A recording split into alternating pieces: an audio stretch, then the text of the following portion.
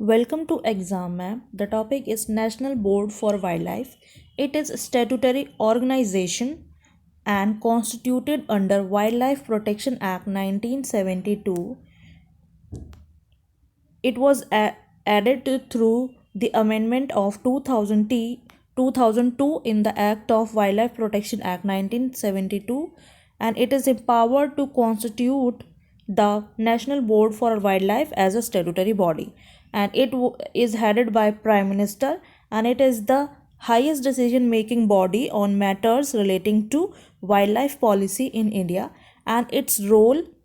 is advisory in nature and advises central government on framing policies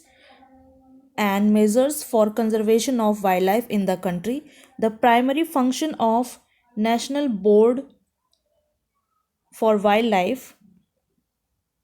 is to promote conservation and development of wildlife and forest also, and it has power to review all wildlife related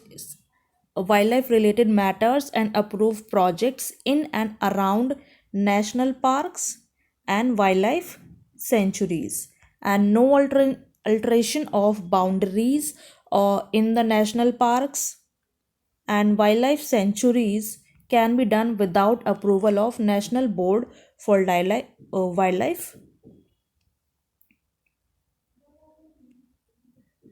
And here we have the composition that according to Wildlife Protection Act 9 Act 2002 Constitution of National Board for Wildlife includes Prime Minister as chairperson, Ministry of Environment and Forest and Climate Change, and 3 MPs, one from Rajya Sabha and two from Lok Sabha, 5 persons from NGO to be nominated by central government, and 10 eminent conservationists, ecologists, and environmentalists, and other members.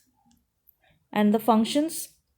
are to promote conservation and development of wildlife and forest, which is primary